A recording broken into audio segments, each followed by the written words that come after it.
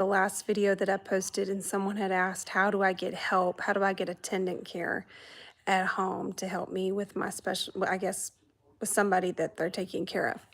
I'm going to give you the short answer for people in Texas.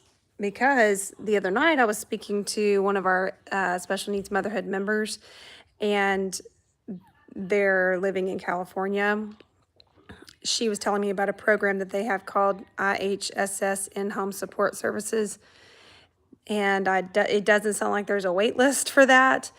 And it pays really well. So Texas is not as good as other states, obviously. And I have heard that we rank really low.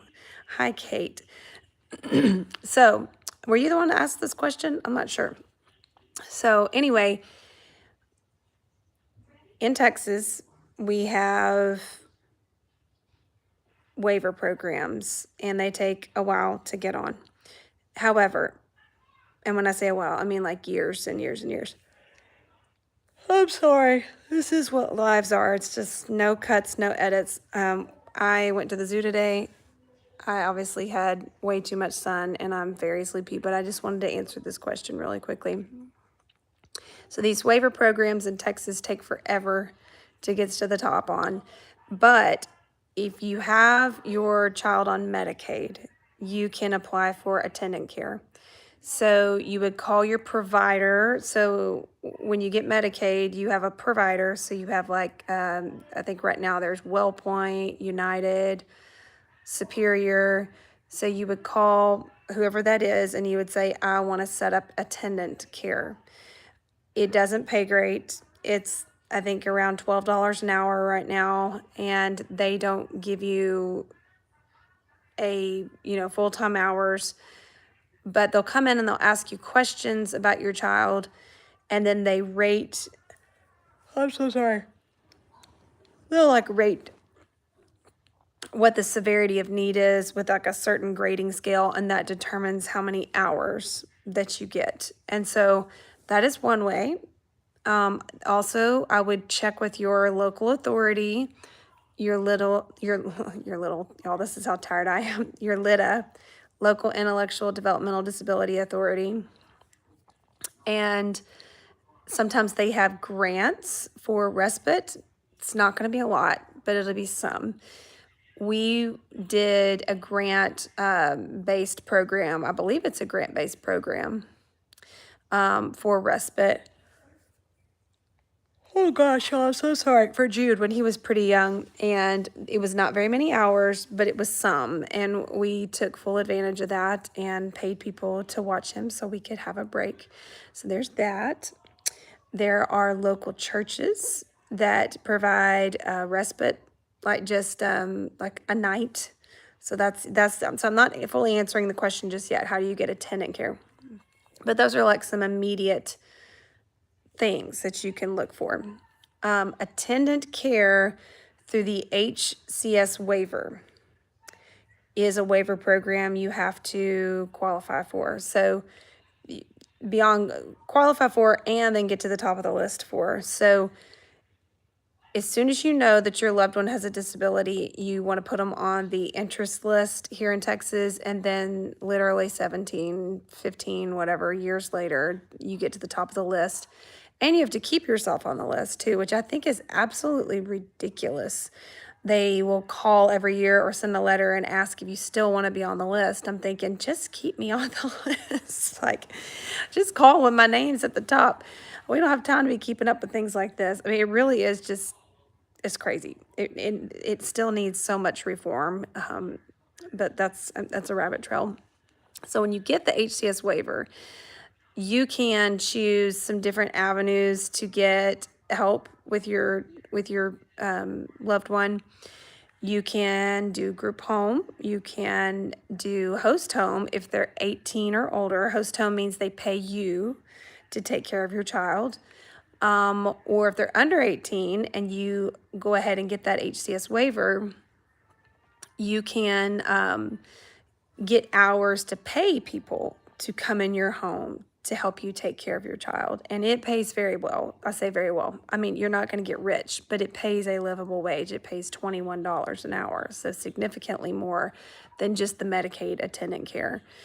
And you get significantly more hours as well. So Jude receives like 51 hours a week, and then we get to choose people to come and work for us. We do it's called the CDS option, the consumer directed services. So that means that we hire and fire, we make the schedule, we interview people, we're responsible for all of that to work for us.